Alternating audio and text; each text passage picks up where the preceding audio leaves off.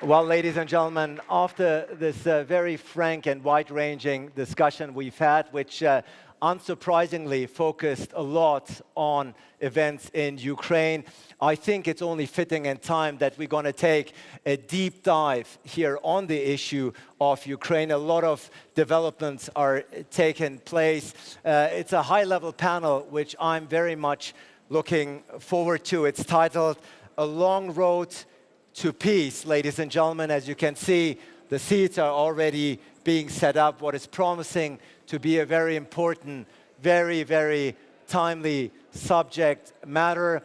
And this panel will be moderated by none other than my very good friend and worldly renowned moderator and journalist. Ladies and gentlemen, please welcome Nick Gowing.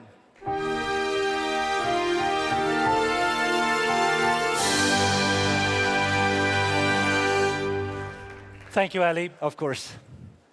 Would you be kind enough to settle down? Then I can talk to at least an audience which wants to listen. Thank you, Ali, and thank you, High Representative. But already, she and Ali have made a very clear declaration that on Ukraine, the High Representative said, we are not there when it comes to the issue in this session of a long road to peace. Is there even a road which we can see at the moment?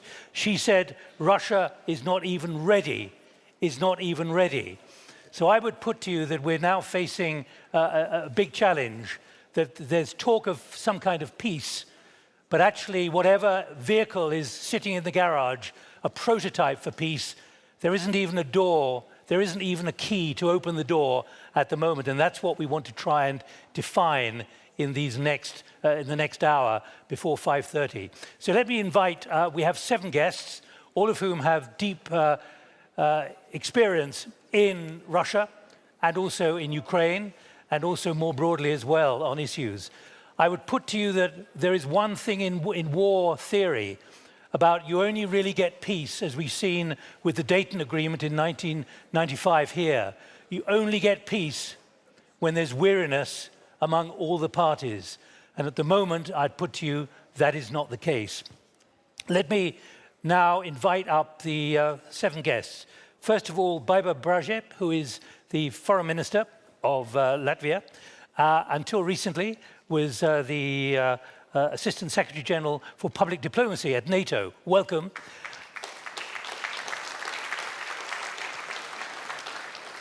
And also a former ambassador to the United Kingdom. She remembers Brexit, but we're not talking about that. Secondly, Olexandr Mischenko, welcome. He is the Deputy Minister of Foreign Affairs of Ukraine. And the reason why Alexander is coming up here now is because of the... Nice to see you. Is because of the challenge that he set out to me, and his office set out to me before he left Kyiv. He said, what factors are holding back our collective efforts? This question, he says, requires frank discussion. And that's what we want to do for the next hour. Thirdly, Zeki, who is the Turkish Deputy Foreign Minister, welcome. We want to find out from Turkey what kind of level of negotiation, what kind of level of contact is already underway? Is there any kind of framework for peace? Radmila Shekerinska, welcome. Ex-Defense Minister of North Macedonia, but is now Deputy Secretary General of NATO. Welcome. Important here is that both the Deputy Secretary General and the Foreign Minister of Latvia were in Copenhagen last Friday. So that's insight as well to build on what the High Representative was talking about this big meeting which was taking place there.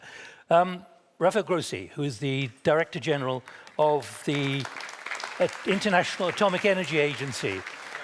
Nice to see you again.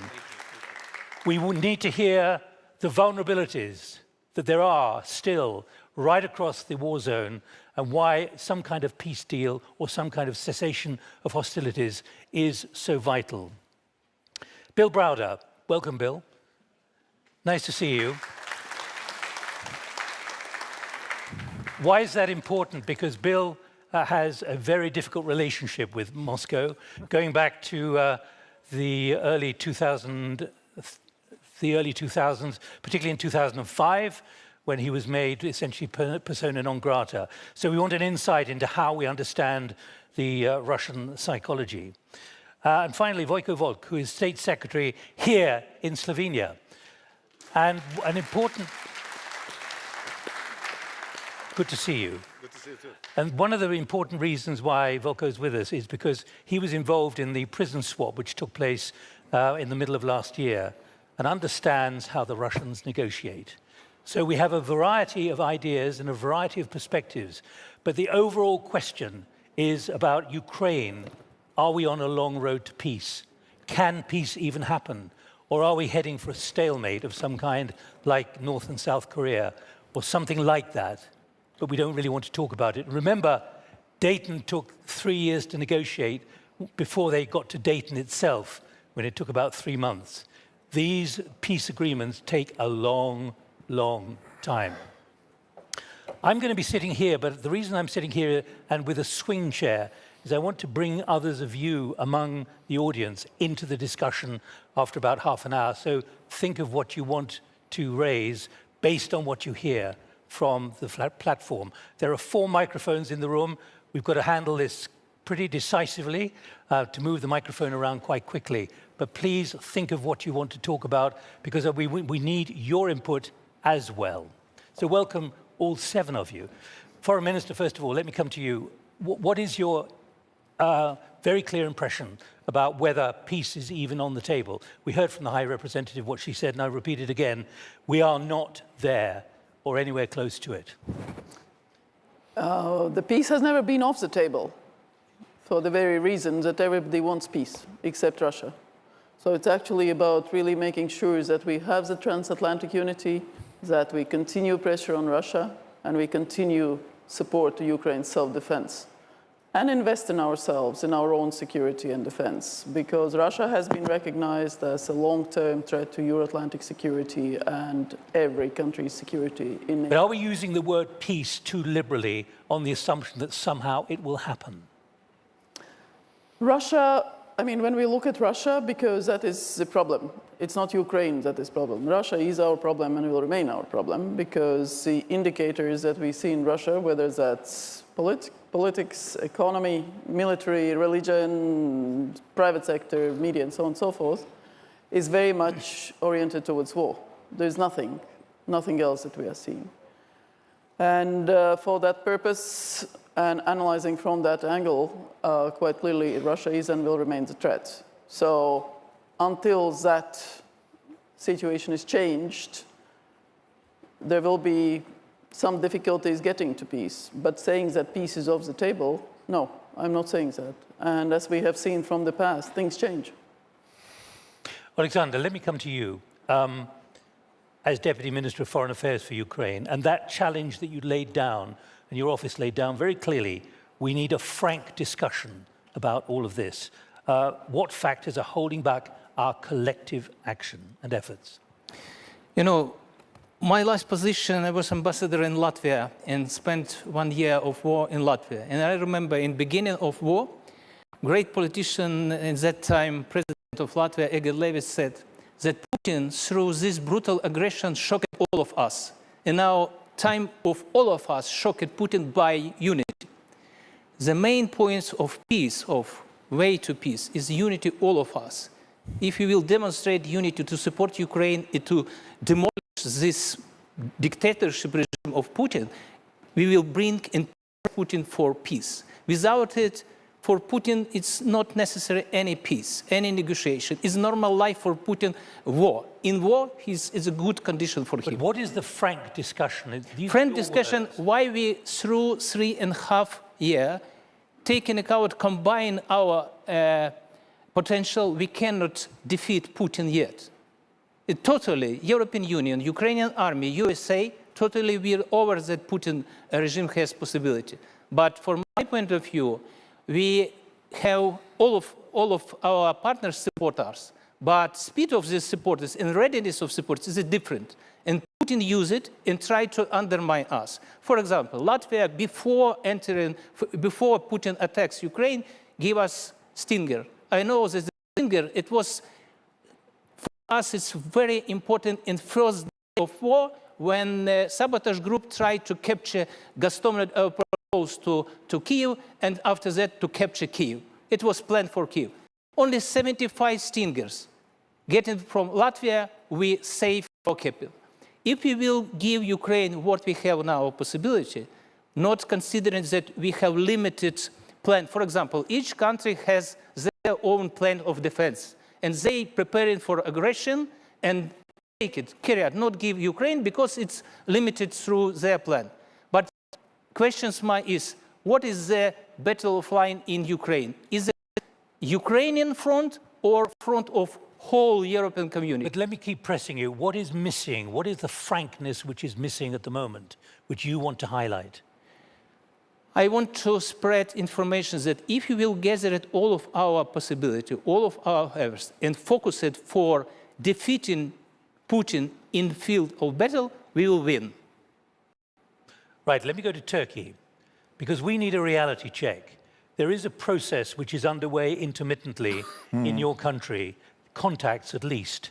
Give us an update on how that is going and what you take away about whether there is any willingness to talk in language which could lead to peace when it comes to exchanges of prisoners and other things which are being negotiated in that process. What is the mood in the contacts there? Yeah.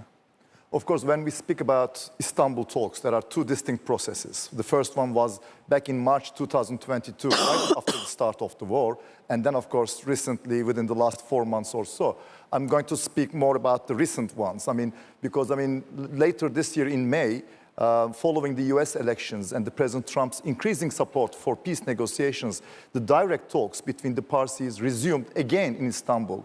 But this time with Turkey also sitting in the same room with them. That's also showing their, I think, confidence in our ability to facilitate and conduct this sort of thing. But what are you facilitating? Of course, I have to say that, of course, despite some significant achievements in the humanitarian track, as you pointed out, exchange of, prisoners, and also some very good discussion about the kidnapped children, these 3 rounds of talks in Istanbul, the latest round of talks, have not yet yielded any considerable progress regarding ceasefire or peace.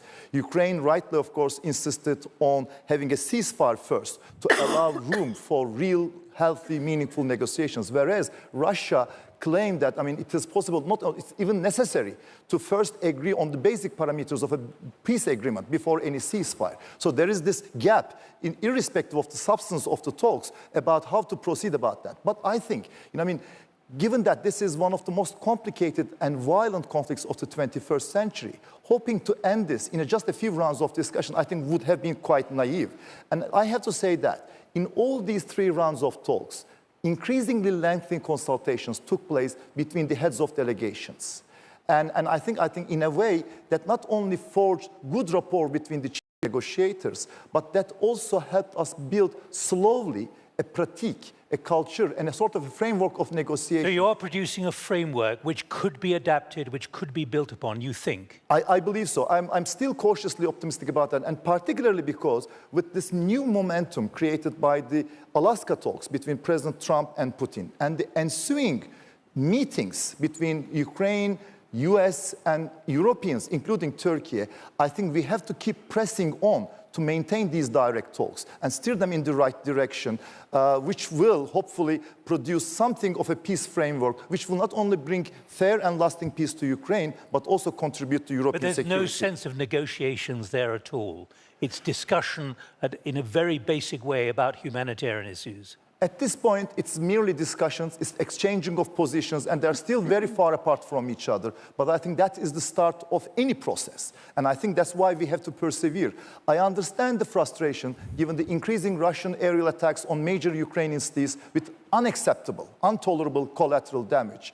But there is no alternative, rather than unrelentingly seeking peace. Because as we see it, there is hardly any possibility for a quick military victory on the battlefield, and there is hardly any possibility for a third country to come and impose a peace deal from outside. So I think it's up to Ukraine and Russia to get together, address those sensitive and difficult issues, and reach a negotiated settlement. So what you're confirming is there is a limited contact process, but no more at the moment. There is a process which we can hope more to come. That's how I'm going to put it in this way, I guess. Right. The words are so important. Radmila, let me come to you. You were at the Copenhagen meeting, as with the other foreign ministers in this room. What was your impression and what did you take away? What did you take back to Brussels from that meeting about the intentions and the commitment and whether we should be talking about peace, however you want to define it? You know, I see that the main question that you are having is, are we heading for peace?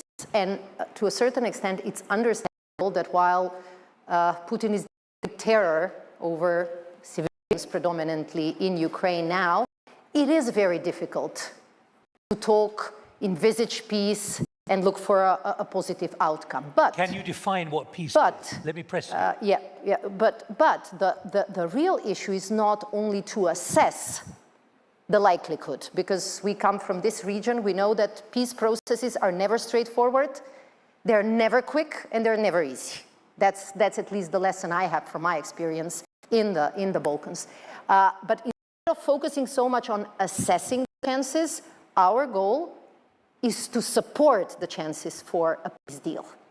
And we believe that we can do so by supporting Ukraine today so that they can defend and deter future aggressions, but defend also today. And this is why it was really important post-Hague summit to focus very much on the military support to Ukraine. You remember some of the skepticism before the NATO summit.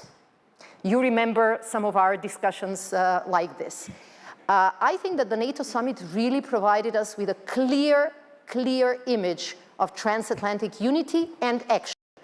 And what happened after the summit was that words were not just declarations. I mean, just 2 weeks after the summit, we have had another meeting with the US president, which actually paved the way for this priority list for Ukraine on key military equipment, especially air defense and munition, to support Ukraine in this unprecedented attack on civilian and infrastructure. And in the course of 1 month after that meeting, we were able to agree on 4 packages, four Pearl packages, each of them €500 million, provided by a number of allies. And I do believe that we should focus more on how can we do this better, quicker, and how can this be supported by more allies. I have heard at some of the ministerial meetings that allies, member states of the EU, are willing to continue the support, but they also believe more of a burden sharing is necessary. We need to support them with air defense, we need to support them with ammunition, we need to support Ukrainian industry with some additional funds. So it's all these things and the security guarantees that we should focus on rather than just weighing the chances. Because if we analyze too much but not really act upon some of our words, this is how we can leave but let us all be clear. Ukraine on the dry. What role does NATO play? Essentially, you're involved in weaponry, artificial intelligence, you're involved in HUMINT, you're involved in SIGINT, you're involved in seeing where the threats are coming from. Your Secretary General was in Washington, he was in Kyiv last week, a few days ago. Does NATO see itself as an agent for peace? What I have said previously is a clear proof. The message we have sent in The Hague, the actions that the Secretary General undertook immediately after the Hague summit, the 2 visits to DC, the visit to Kyiv just before their Independence Day, this was meant to send a message not only to Kyiv, but to all allies and to our adversaries that we are supporting Ukraine. It will be support through Pearl, because by doing this, we are supporting Ukrainian armed forces. This is the first line of defense. But we also need robust security guarantees. And this is why we have welcomed the initiative by France and the UK on the so-called coalition of the willing, where we participate. Nick, can I just let me just finish, if I may. NATO's mission is peace. That's the single most important KPI for NATO. That's what I'm trying to get us to understand. It is. NATO is a peace alliance. NATO is there for peace. You were Assistant Secretary General for public diplomacy. Yes, and that's, tell me where on NATO's territories there has been war since NATO was established in 1940. So what I think to understand... So that's what we want for Ukraine. What I'm trying to help us understand is the contours for negotiating peace, whether NATO has a role in that, as an agent, if you like, for negotiation or contacts or building behind the scenes. The role of NATO and the role of the Hague Summit was really to project and work on peace by projecting strength.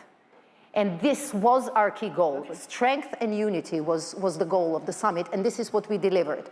But although, as we say, the alliance remains to be a defensive one, it is clear that without this strength, without the capability targets, without supporting Ukraine, this will be a paper tiger, you know? So the focus has to be to allow Ukraine to negotiate from a position of strength. We need to support them, and we need to, through the allies and the willing partners, to really support robust security guarantees, because peace needs to be sustainable. It cannot be a one-time decision. Baiba, do you agree with that after your time? Absolutely, and it's actually Ukraine that is a guarantee for peace in Europe once we are successful in stopping Russian aggression. Because Ukraine has the biggest army, it's the biggest country in Europe, and democratic, strong, peaceful Ukraine will be something that is guaranteeing security, not just for Ukraine, but the whole of Europe. So pretty straightforward. We have three other panelists, each with a specialty, which I need to focus on. Rafael, Grossi, let me come to you next,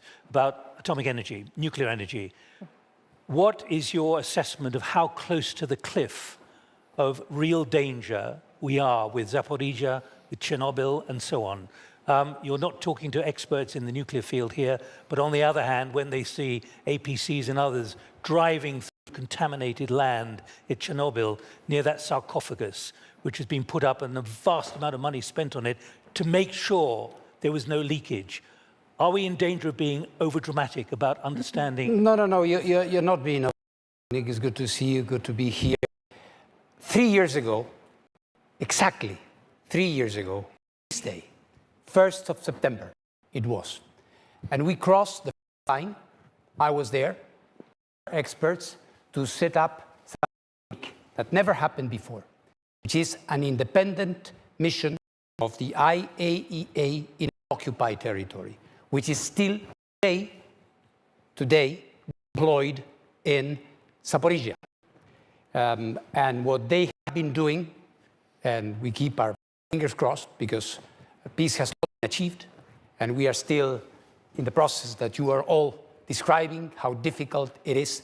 But this thing, the biggest nuclear power plant in Europe, 6 gigawatts of installed capacity, you can imagine thousands of nuclear material there, had been shelled, has been subject to attacks of different kinds. And thanks to the fact that we have an independent presence from the international community there, we have been able to address a number of issues that so far have prevented a nuclear accident from adding to the misery of what has been happening there.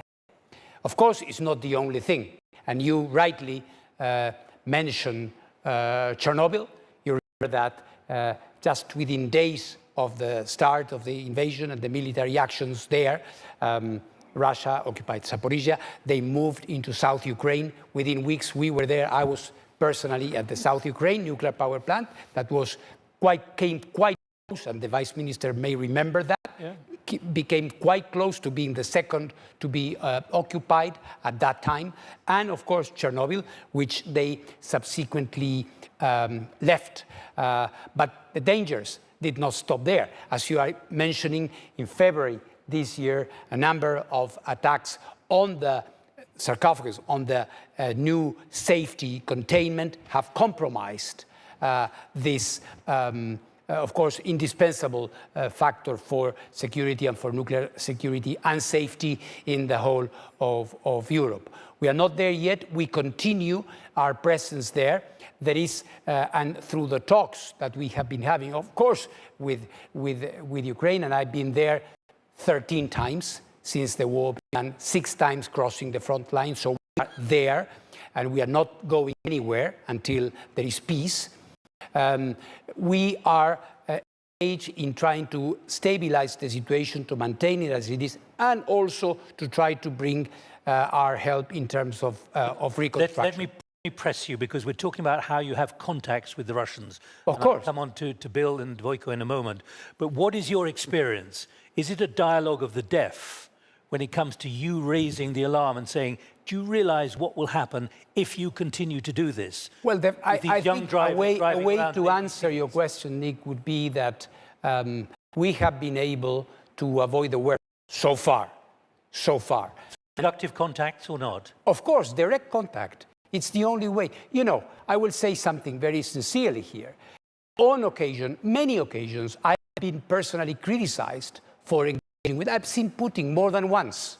President Putin, apart from all the others. And I have always said, if I don't talk to him, who do I talk to about the situation that they have created? How do I engage? And it's something I've discussed with your president many, many times. And I think it's essential when it comes to diplomacy, Ambassador. This is our job, to reach out, not only to present a position. There are many people who are, of course, doing this and expressing very vocally the sentiments that I think are widely shared. The essential thing here is to keep, for this we have established a number of principles which boil down to don't shoot at a nuclear power plant, please.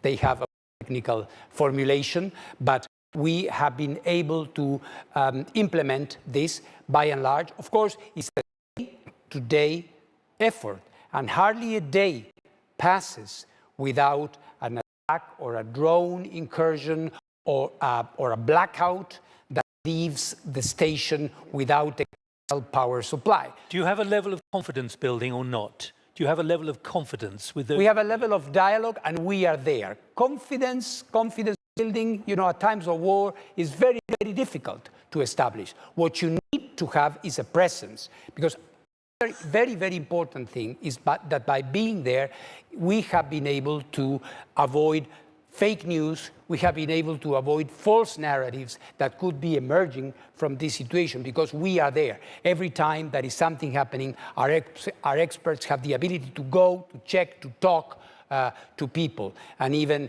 in very difficult personal situations that some of the Ukrainian staff had to endure there, we have been able, by being a presence on behalf of the international community, to do for them. Rafael, for the moment, thank you. Bill, let me come to you. For the last 20 years, you've been declared a threat to Russian national security. You have a very clear idea about the Russians. What should we be understanding about the way they negotiate? And then I'll come to Vojko as well. But I need to hear from you about is there a degree of naivete here or not? Total naivete. I was the canary in the coal mine. I had a sort of personal feud with Vladimir Putin long before the war started, and I got to see how this man behaved. And what I've learned about him, and this is all because of the Magnitsky Act, which imposes sanctions on Russia for human rights abuse. After the death of Sergei Magnitsky. After the death of my lawyer, Sergei Magnitsky, and Putin loves his money more than human life, and the idea of sanctioning his money was a great sin. And so we've been at it for 20 years or so, or 15 years. And what I've learned about Vladimir Putin is that he never backs down. He always escalates. And it's a Russian thing. It's not just with me and Vladimir Putin, it's the war, it's any conflict, there's no backing down. The only time that Putin ever backs down is if he's in a position where he has no choice. Putin started this war. This is a war of aggression. At any moment in time, if we wanted the war to end, if he wanted the war to end, he could just end it. He could say, I'm no longer occupying Ukraine, I'm going to withdraw my troops. Ukraine is defending, he's attacking. And so all this talk about peace negotiations, there's only one to talk to, and that's Vladimir Putin. He doesn't back down, and I know he's not going to back down, because if he does back down, he looks weak. If he looks weak, he loses power. If he loses power, he dies. Do you believe he understands the principle of peace, mir? The only way that there is going to be peace if he's forced to be in a position. And how do you force him? And some of the things we just talked about force him, which is if you give the Ukrainians the weapons they need, they can defend themselves. There's another thing which we can do, which is we can deprive Putin of money. And how do we do that?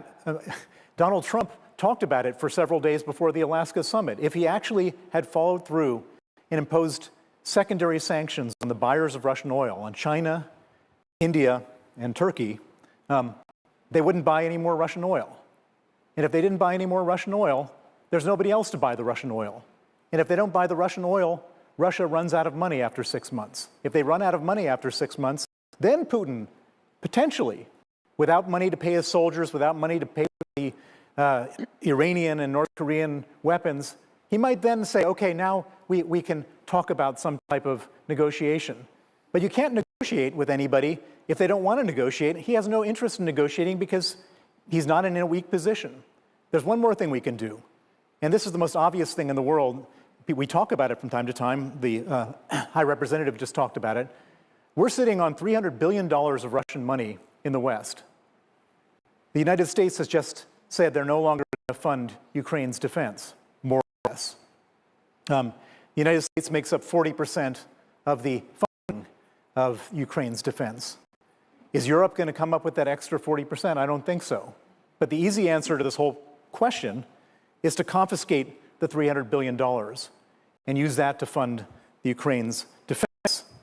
And by the way, if we did that, then Donald Trump, who doesn't seem to want to do anything other than capitulate Ukraine to Putin, is not in a position, he has no more leverage.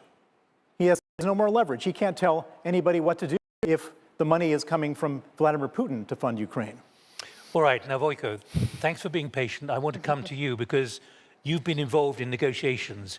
You are State Secretary for National and International Security. And there was a remarkable spy swap which took place a year ago after you arrested two Russian agents, sleepers, in 2022, correct me if I'm wrong. And you and others of your colleagues were involved in incredibly secret discussions which involved several Russian agents in other parts of the world.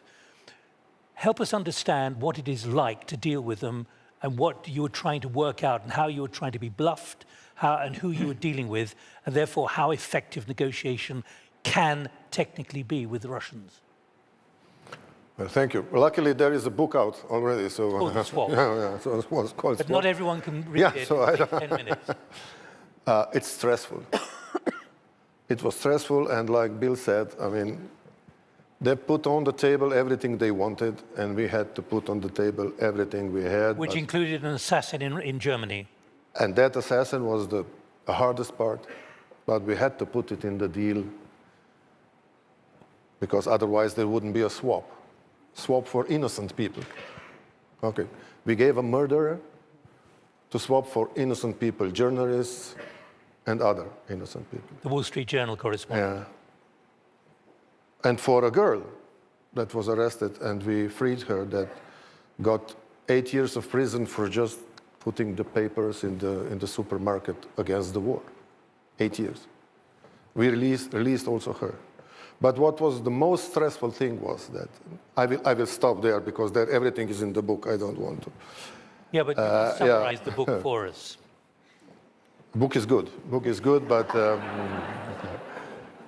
don't believe everything that's in the book. So it's a little bit romanticized, but that's okay. It always happens that. No, but the most frustrating thing, this is a good stage to tell it, was that me and my prime minister prepared the previous Munich security conference. That's a year and a half ago. Yeah, and we had a scheduled meeting with Kamala Harris there. And we were also to talk about the possible preparation to the swap that at that time was extremely secret. Just a couple of people in the world knew what was going on. But what happened there just one day before? Navalny died. And we knew it was a message for us. And it wasn't easy to survive that day. No, knowing that you was doing something that you will have to play along what Putin will demand in a very hardball way. We stopped working on the swap for at least 6 months. We had to. But then when we restarted, it was a serious job, a serious business. I never negotiated with the Russians directly. But I can tell you Your that... colleagues did. Yeah, intelligence and services do that extremely well, without a problem, let's say. But let me tell you that with Putin, Putin is one of those men who, when he will die, they will put him on the tombstone. Here lies the man that was always right.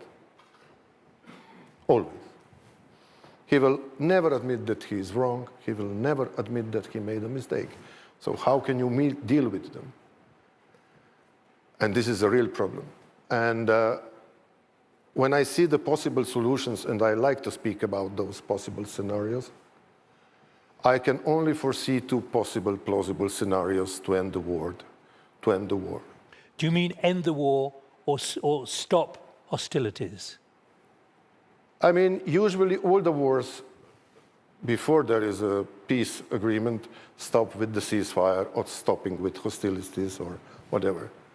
Here we have the strange demand of Mr. Putin to end the war with peace agreement without ceasefire. How does that work? You know how it's usually called, that situation? Capitulation. I was in a war in Slovenia. First we achieved ceasefire with Yugoslav army, and then we went to negotiate on Brioni Island with them. The same with Croatia to end the Croatian war. And when the Croatian war stopped, there was still part of Croatia, Posavina, that was 10 years under the protectorate of United Nations. So what we were trying to do with Putin was to have a ceasefire, to stop the killings on the ground, and to continue the war with diplomatic means instead of arms. So here are two possible scenarios with Mr. Putin. One is Finnish scenario, I call it, because one of the reasons Mr. Stubb was there in Washington was also the story of his country, who was attacked by a Red Army in '39. It was called Winter War. Finns bravely fought the Russian army. They stopped them, but the war ended with the cession of the territory from the Finnish part and the guarantees for their sovereignty on the other side. Then they were neutral, and today they are a member of NATO. But this is the scenario when Ukraine goes along and when Ukraine decides on whether this scenario can happen. The second scenario is Korean. Stalemate. Stalemate, Korean stalemate. The war continues technically. Hard freezing the front line and put the boots on the ground, because sometimes we are too reluctant even to speak about possible boots on the ground, while North Koreans have no trouble to put... But you're talking about the continuation of a state of war. No, I'm talking about, there was, as you remember, there was stop of hostilities. There was on the 50th or the 51st of there. And if there is no other way, we will prevent the majority of Ukraine, and we will, unfortunately, this is scenario. I'm not advocating this. The Finnish is much better. And then we will have a new Iron Curtain in Europe. New Iron Curtain, where on the European side we will live our European life, and on the Russian side of the Iron Curtain they will live their Asian life, because this is how it will work then. Right. Let's pause at that point. Okay. Because I want to invite each of you. You've all come to the session with different ideas and different thoughts and different perspectives. I'm just going to ask for people who'd like to come in. There are 4 microphones, and I'd like you to command a microphone to come to you, because then I will come to you in about 5 or 6 minutes. But I want to get it organized so we can make best use of time. Olexandr, you wanted to come in a few minutes ago. Do you want to comment on anything you've just been hearing? Yeah. Particularly what we've just heard from Vojko. Yeah, Putin never will agree for negotiation if he will perspective to win in battlefield. That's why I agree with my colleagues from NATO. NATO is an extremely important part of this process to how we gain peace, because if we equip Ukrainians with high technology weapon, and Ukrainian army is the base for future negotiation and peace negotiation. If support army, it gives the ability for just peace, for long-standing peace Without it, we cannot reach it. That's why activity of NATO, especially after Gag's summit, is completely different than before. It's now a concrete plan how to equip Ukrainian army through member possibility of to gain our facilities of our army, and after that it will be good position for negotiation. Without it, Putin never will agree, because for him, as they mentioned, war is a normal situation, and he will continue all time. We also will continue for fight. And if we will continue that, it will be losses of more Ukrainian soldiers, but we never will agree for frozen conflict, we will never agree for capitulation, because we have two options for peace. Peace to push for Putin and to sit him, to press him for accept ideas that he will lose her and he will have to release our territory, and after that it will be normal situation. Or second option, to push Ukraine to accept capitulation, and after that it will be house in all of the world. That's why we all interested to support Ukrainian army is the basic position for future negotiation, and through all activity we push Putin to recognize this situation. Without it, we will never reach the peace. Baiba and Radmila, what's your reflection of what we've been talking about for the last 45 minutes, about whether this is a path which is developing? In other words, the garage door could somehow be made open to some kind of process.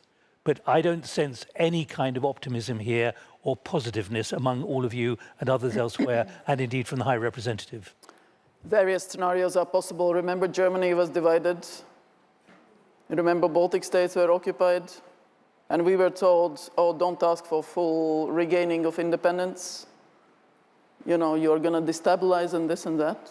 So we knew what we were doing. We knew that we were right, that we could do it, and we did it. My first portfolio in the foreign ministry was Russian troop withdrawal portfolio as a young lawyer, state sovereignty issues, and we did it after 50 years of occupation. My parents were born in the 30s when Latvia was independent. So regaining territories, regaining people, regaining statehood is possible. Uniting Germany was possible, but it requires force. It requires to be strong ourselves. So 5% for defense is not a joke. We need that, because that is the first precondition. It requires transatlantic unity. It requires strong Ukraine. And it requires pressuring, butchering Kremlin to believe that he's weak, and there is no other option. Yeah. Let me say peace is possible, but we do need both parties to engage. And we have seen the commitment of Ukraine. They are prepared to negotiate for peace. We haven't seen the commitment from the Russian side. The only way we can push them into real negotiations on long-lasting peace is supporting Ukraine and sending this message that our commitment to Ukraine will not disappear tomorrow.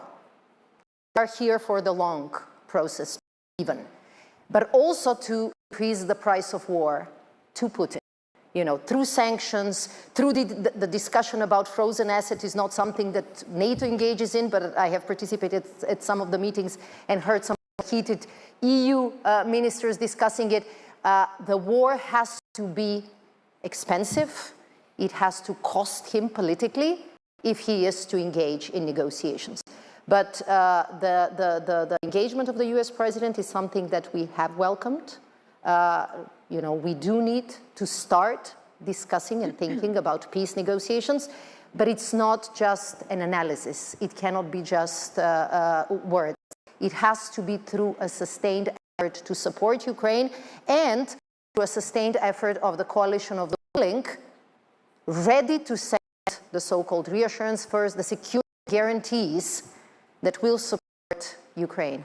Without these elements, it will be very difficult. But there is a chance, and we have to do our best, and we have to deliver on our side, from our responsibility, that Ukraine can really negotiate from a position of strength. Rafael, can I just ask you, do you feel at every stage you are dealing with Putinistas, right from the top to the bottom, on something as so important as nuclear security? People who only think like him. Well, I think they do understand. We should not forget that Ukraine and Russia are nuclear countries, are countries that have vast nuclear infrastructure. For Ukraine is a lifeline, really. Without the 9 remaining nuclear reactors, the whole country would have collapsed. And I think the way in which the energy structure has been kept in very difficult circumstances has been really heroic. I think, but it is necessary from our technical point of view, because it is obvious that without that, the possibility of reconstruction would be impossible. Now we are working also on reconstruction. We were just in Rome a few weeks ago, and the IEA is supporting Rivne, Magnitsky, South Ukraine, and at Magnitsky, the construction of two new units that are going to be built to ensure the reconstruction. And it's very important that we have these dialogues, for example, with the regulators, where you can, Russian regulators, for example, nuclear regulators, when you can expose the kind of things, the kinds of issues that are perhaps too technical or boring or discussing here, but which are being fleshed out and discussed with them in terms of the consequences of certain things happening. Thank you very much. Right, who's got the microphone? Yulia from Ukraine, I think, please. And also Nicola from North Macedonia, I was told about. A quick intervention, please, from you. Yes. So, as you mentioned, I'm from Ukraine, and no one wants peace more, just peace more than Ukrainians. But I want to move our discussion even farther. What after peace? What after peace agreement, no matter how, it matters how it will look like, of course.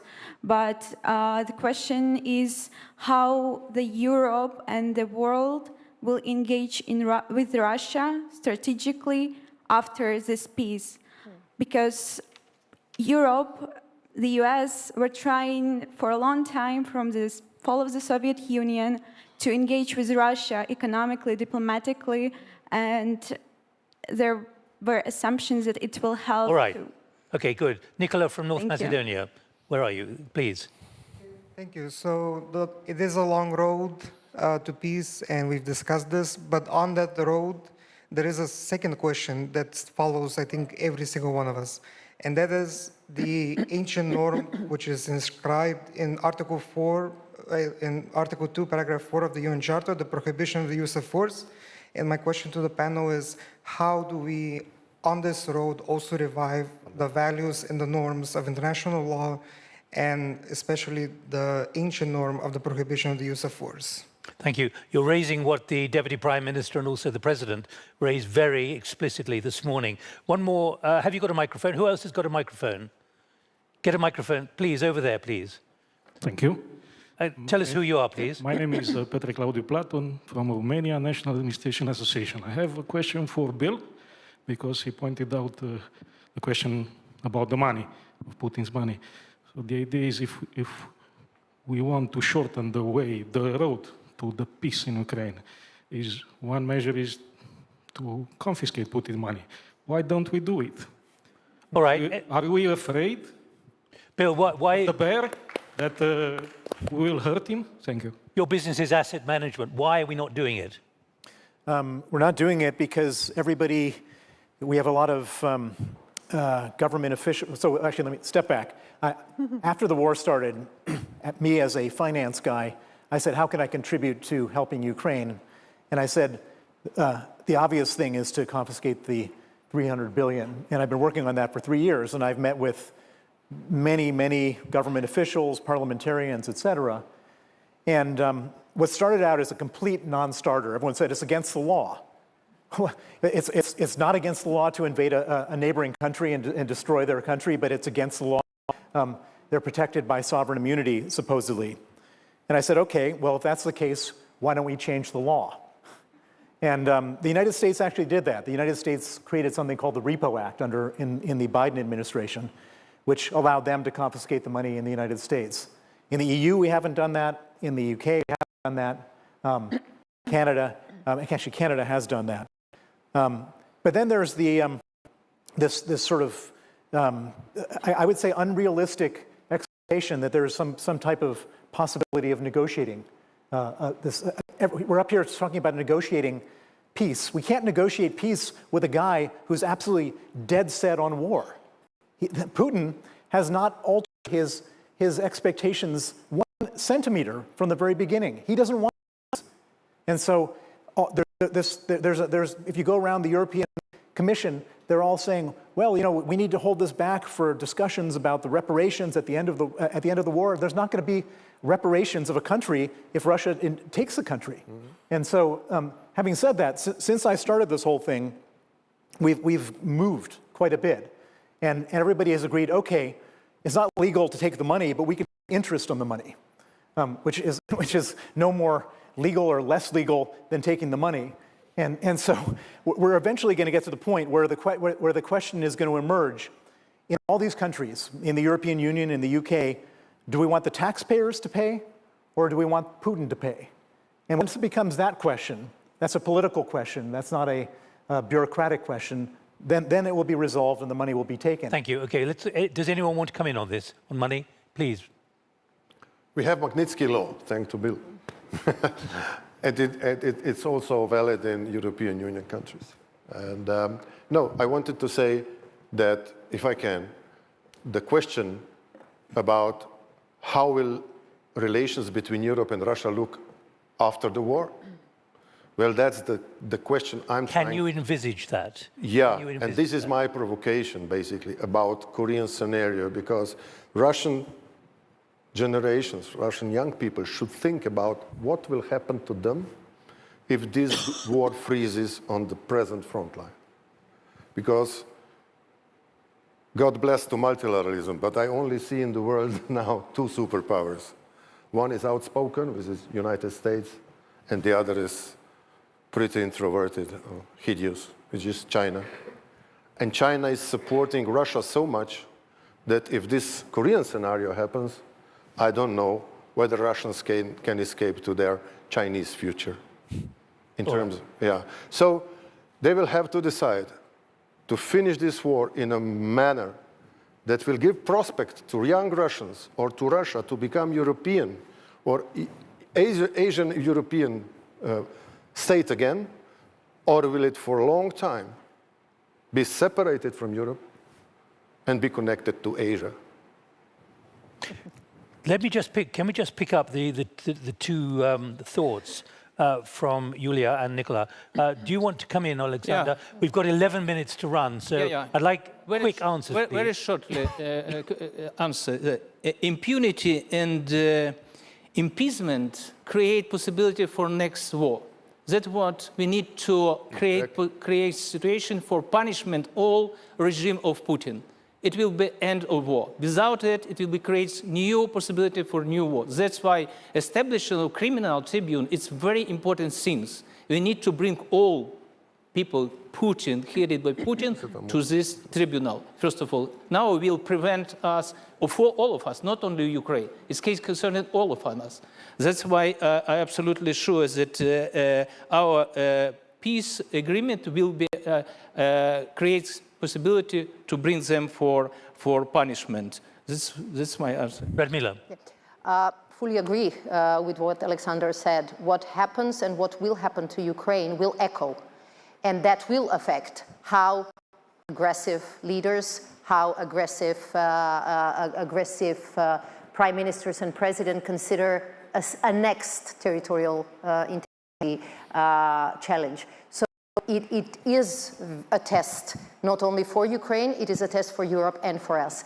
But on the issue of how do we define our policies vis-à-vis Russia in the future, I think what has happened, at least in NATO, and I think what happens in EU shows this as well, is that even if the war in Ukraine finishes tomorrow, nobody expects that we will go business as usual pre-2020, pre-2014, because confidence has been lost, and all people or politicians who were preaching narratives were utterly wrong. So there will be a need for a completely different process in which European countries will stop if Russia completely changed the pattern. We should remind everyone. But 5% for defense spending is there in the NATO Hague summit. because we don't believe that we can go business as usual. We should remind people that Putin once raised the prospect of Russia joining NATO. Oh, yeah. And there was a Russia office at NATO. Yeah, yeah. Quick answer on both. One on process with Russia. As Radmila says, there is no expectation Russia going back to some type of peaceful country. That's why NATO's defense plans are planned against Russian capabilities. That's why specific 5%, that's why 3.5% for hard defense, because that's the capability targets and the actual stuff that we need as allies to make sure that nothing happens to ourselves. From that also, it means that supporting Ukraine is more viable, so pretty straightforward. And then on international law and what it means, you know, in a wider sort of trust in international system. Remember, Ukraine, the first things that Ukraine did was actually on the basis of Article 2 to turn to the UN Security Council and request Security Council to take action on the violations that Russia was doing. So Russia vetoed the ability of the UN to act. And then Article 51, which is right to self-defense, individually and collectively, on which also NATO is based, was used for Ukraine's self-defense. And that's why when NATO actually, as allies, we analyzed whether we become party of the war if we provide Ukraine with weapons and with other assistance. The answer was no, because the Article 51 covers self-defense, it covers others providing rights to self-defense and means for self-defense. And no, neither NATO nor allies nor anybody else helping Ukraine does not become party to the war. Okay. So we are succeeding Slovenia in the Security Council from 1st January. And we will be very, very, very much looking to actually this trust in international law, these standards that the UN Charter embodies, that countries, wherever they are, in Africa, Asia, wherever, they don't want to be invaded by their neighbors. It's so really, I hope, Nicola, that basic reassures you a little bit. Zeki, can you just hang on one moment? Yeah. Let me get another question. We've got about 7 minutes to run. David Leddington, Chairman of the Royal United Services Institute in London and former British Government Minister. Given that there are some capabilities, notably intelligence sharing, where the Europeans cannot just substitute for what the Americans provide, what are the arguments the panel think most likely to persuade not only this president, but the political leadership of the United States over the next few years that they should remain committed to keeping Ukraine strong and in the fight, rather than, to use the phrase, walk away? David, do you have a view? You were a Deputy Prime Minister. My view is that your starting point has to be that the Europeans need to show that they are taking a bigger share now. But I think my view is that the tactic of being frank, you know, sort of deferential to President Trump is probably the right one, however humiliating it may be at the moment. But I hope that whether it's Starmer or Macron or Merz or anybody else, are privately really dedicating themselves to make us less dependent on the US for help for Ukraine, insofar as we can do that. But some of this will take 10 years. All right, the diplomacy of flattery. Who else would like to? Can I just check if anyone else has a microphone? Where? Okay, I'll come to you in a moment. Good, please. Sir. On the intel, just a quick add-on to what David was saying is actually that it's a mutual action.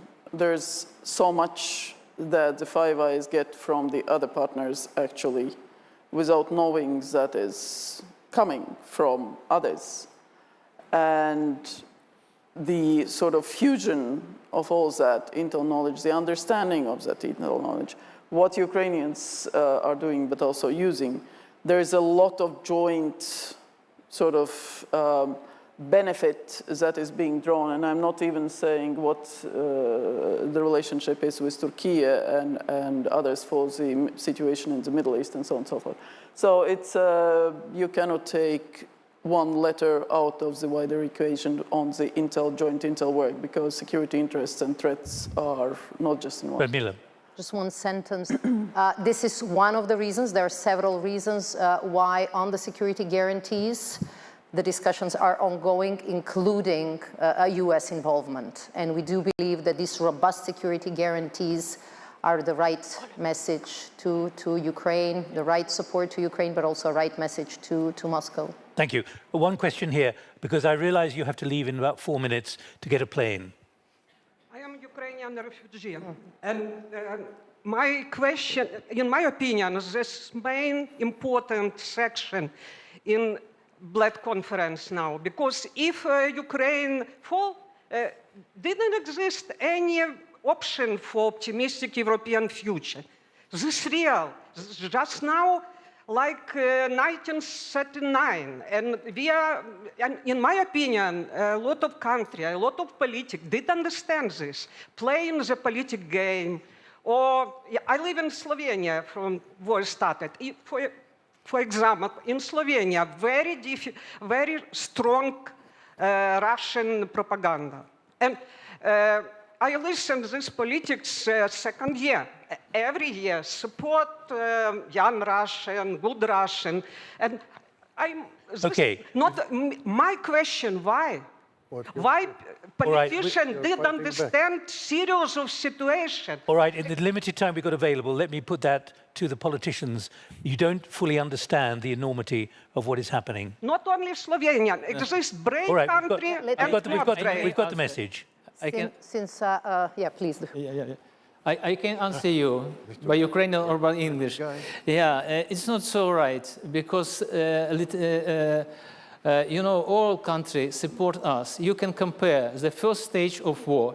Putin occupied huge territory of Ukraine. You can compare to last year. It's a smaller part, absolutely minimum. It means that through support of international community, we upgrade facilities of our army, we can reject the attack of Putin. That means that politicians understand. Yeah, as I mentioned before, it's a different speed of understanding, different readiness to support. Somebody immediately give us a assistance, but somebody postpone, etc. But nevertheless, it's normal way, because you're going to bring all together. It's a difficult task, but nevertheless, 3.5 years we stand, we fight, and we will win. Radmila. Yeah. Thank you for these words. I mean, here are the people who are convinced. What we call upon when we use these pleas, we say Ukraine's security is really our security. And also our deterrence and defense is an attempt to support Ukraine. But this is why I will use your question again to plea all allies and member states present here. Please find a way in these crucial times, while the attacks in Ukraine are harshest and very much civilian-oriented, we have to pull our weight and we have to help them. Is it through Pearl, through direct assistance to drone industry in Ukraine, or in any other way, bilateral, multilateral? It doesn't matter. It is important that this life-saving ammunition and air defense reaches Ukraine, and this is how we help them. Zeki, final thought, and then one more intervention, then I have to wrap it up. Yes, I mean, I just wanted to come in the previous round to somewhat challenge the assumption that Russia is not interested in peace because it is not in a weak position. I would like to challenge it in a positive way, because I mean, if we put things into perspective, we can easily see that Russia is not in a better position compared to 2022. I mean, what was thought to be a few weeks of special military operation is now a full-scale war in its 4th year, with huge economic and human losses for Russia. And as far as I can see, the sanctions are also biting. So there is indeed a real prospect for peace. But I mean, it's all about how we can induce or compel the parties to come to the table. And as to what we can do, Europeans and the US, in that, I think we have a significant role to play with the necessary sticks and carrots. And among them, of course, most important of which is the continued support to Ukraine in terms of defensive capabilities so that they can hold their lines and defend their country, but also about the short and long-term security guarantees that will have to be provided to Ukraine for the aftermath of any peace deal or ceasefire. And I think in that regard, do not really overlook at it. The capability of the willing countries set up by the Europeans at the beginning of this year has already drafted some detailed military plans for that purpose.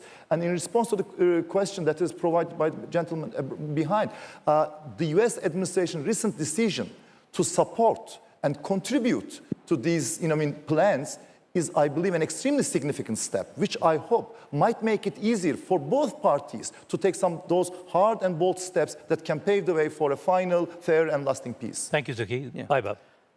Just a final word. I can't imagine Turkey recognizing the north of the Black Sea as Russian. I really cannot imagine. We have always said that, I mean, our firm support to territorial integrity and sovereignty of Ukraine is steadfast. That will never change at all.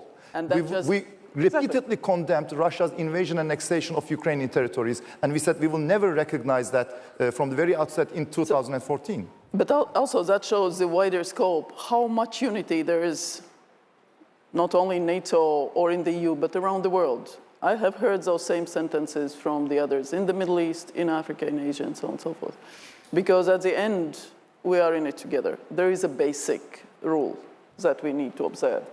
And the fact is that as far as NATO allies or Ukraine or others is concerned, Ukraine was fighting the war before 2014. It was a sub-conventional war because Russian warfare doctrine is one. It's not only conventional war, it's a lot of sub-conventional. Because they are trying to get their objectives, and that's the cheapest way how to get it, to get influence, to get control through other means. Economy, propaganda, corruption, cyber, hack and leak, and that is what will continue. So the answer is that we have to recognize there's a Russian warfare doctrine that is turned towards us, against us. Right. And maintaining that ability to make our own decisions is crucially important. Well, look, thank you all. Radmila had to leave because there's a plane in an hour from now, and we can't stop the plane. Olexandr, I hope we've been frank enough to justify the discussion that you wanted. That you're not going to go back to Kiev saying, actually, they bottled out when it came to these very, very difficult questions. But I'm not convinced that peace is anywhere close at hand at the moment, judging by what, and we have a shaking head there. But we believe so we've tried to illuminate it. When this was decided to have as a panel, no one could have known that there would be Anchorage, and then there would be the extraordinary events in the White House 2 weeks ago. And as far as I'm concerned, or I know from my iPhone, nothing has been announced today of a meeting between Putin and Zelensky. So where are we? Well, the day is yet to be finished. But the 2-week deadline is still ticking. Thank you all very much indeed. A lot of a great variety of perspectives, which I've tried to knit together. Thank you for your contributions from the floor. And I invite Ali back. Thank you so much, Nick. Thank you. Thank you. And thank you, everyone, indeed. Long road to peace. Thank you, Nick, as always, a stellar job. Thank you to our distinguished panelists for this very insightful